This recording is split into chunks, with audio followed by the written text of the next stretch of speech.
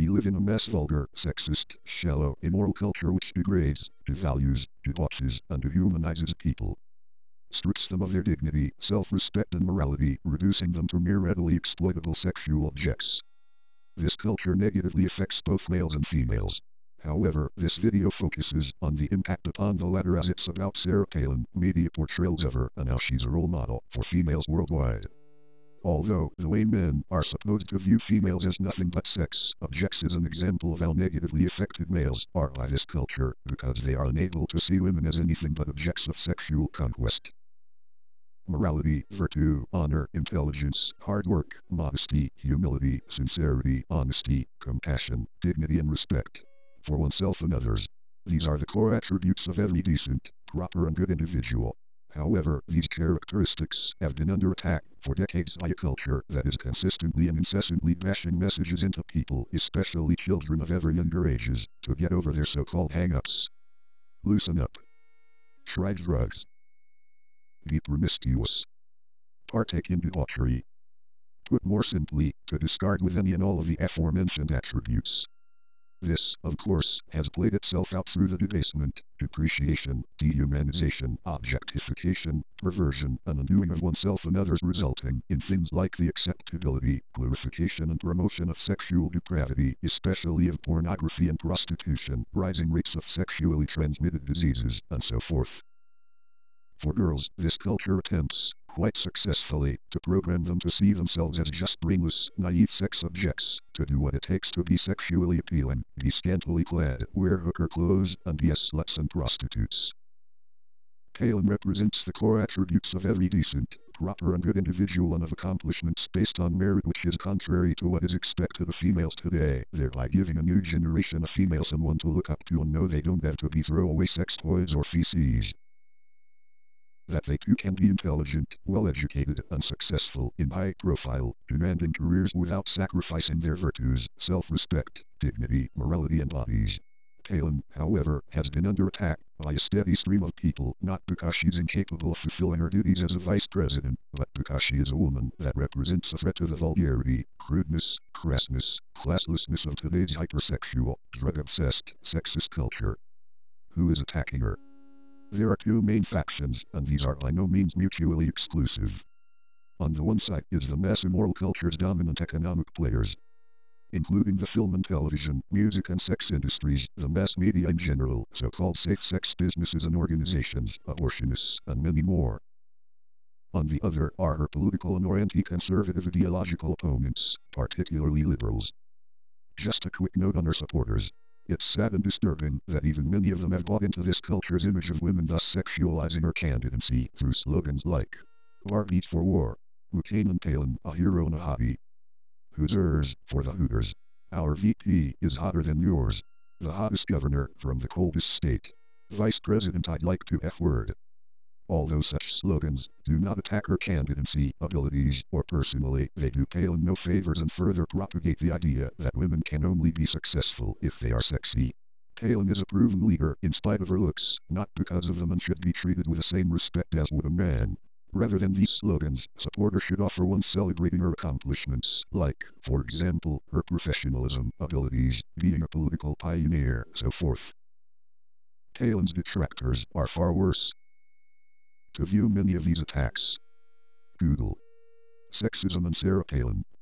Also visit PalinSexismWatch.blogspot.com and see just how vulgar some of these are.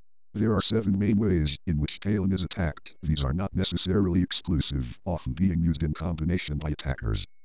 There's the degrading, lewd products, like the Palin dolls that look like prostitutes, the body shirts and pornographic material. Ridicule and the way she speaks is another way she's attacked, as are overblown, overdone satires and parodies.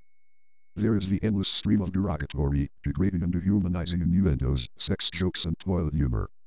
A 5th way is through supposedly serious analysis of Palin's candidacy, but which are filled with baseless accusations and jokes of the aforementioned nature.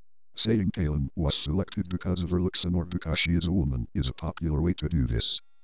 We have the apparently sophisticated discourses that are just illegitimate attempts to undermine Palin's abilities and accomplishments. Questioning her abilities to be a mother and fulfill her duties is a common means by which this is done. These same doubts regarding male candidates are not raised. Another way to try undermine her credibility and abilities is through hypocrisy. For instance, playing up her lack of experience to be vice president while playing down or ignoring Obama's, yet he's running for top office. Or over-reporting, over-analyzing, overemphasizing or overreacting to her supposed gaffes while under-reporting, under-scrutinizing those of her opponents. And they have committed plenty. Agree with Palin or not, such attacks are unwarranted and have nothing to do with the pertinent issues in this election and her abilities to deal with them. These attacks are simply ad hominems. Their point is to put people down, degrade them, devalue their accomplishments without tackling the real issues. Such comments should be discarded for what they are, illogical and pointless. But in this society, where most people are programmed drones of an immoral mass culture, such attacks are smart, witty, credible, they have an important point to make and are, therefore, taken into serious consideration by the dumbed-down public. Most of these attacks are just attempts to remake Sarah Palin, a woman of intelligence, virtue, grace and honor, into a mere demeaned, debased, dehumanized, brainless sex, object with an invented loose sexuality, her accomplishments and achievements, devalued and ignored. Her stance on issues, becoming a non-issue. In other words, these haters, these sexists, are trying to make Palin a sexual sideshow, dragging her image to the depths of depravity and degradation that is expected of females these days. That is, to be a slut. Or rag. Everyone uses and it's finally discarded and forgotten. The fact that you have women chiming in and doing the same is exemplary of just how programmed females have become to expect nothing of themselves but be seen and used as nothing but disposable sex items. And for those women that may actually know better but still attack her in this way, especially liberals like Stephanie Miller, Barbara Walters, and Joy Behar, or are standing by with silence suggesting tacit approval of such attacks, like the National Organization of Women and others. Shame on you. Wake up. Grow up. Disagree with her if you must, but you are allowing your partisanship to get in the way of recognizing the significance of Palin's candidacy to all women.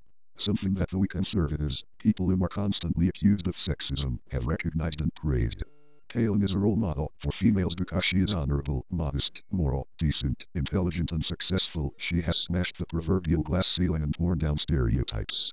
Palin does not succumb to the vulgar, dehumanizing, degrading bimbo image advertised to and adopted by so many females today.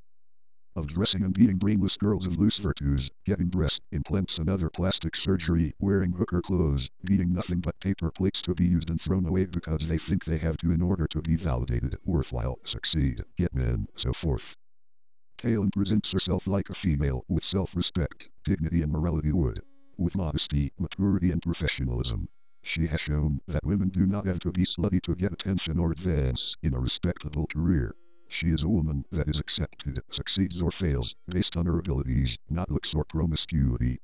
Palin represents a counterculture revolution against the demeaning, cheapening sexism that was born out of the 1960s sexual revolution, which ironically was supposed to free women from sexist roles and stereotypes. She is reclaiming the self-respect that people like Jason Everett and Wendy Shalhoub have rightly said has been lost for so long. Palin epitomizes a new era of feminism and female empowerment, based on wholesome conservative, Christian values. And, as Laura Ingraham says, quote, "There is no bigger threat to the elites in this country than a woman who lives her conservative convictions," unquote. Ultimately, the criticisms of Palin are unfounded and guided by, on the one hand, a mass immoral culture that sees itself threatened by what Palin is and represents. A role model encouraging young girls to see themselves with respect. As humans worthy of respect and accomplishments, based on merit, not on looks or promiscuity. Thus destroying not only the power this culture has over women's minds and bodies but also uproot a large portion of the economic foundation upon which its major players depend. Namely, a steady stream of readily exploitable and discardable women. And on the other hand, bipartisanship that prevents even the brightest of women from seeing the importance of Palin's candidacy. It's quite a shame. This concludes this video. Until next time. God bless one and all.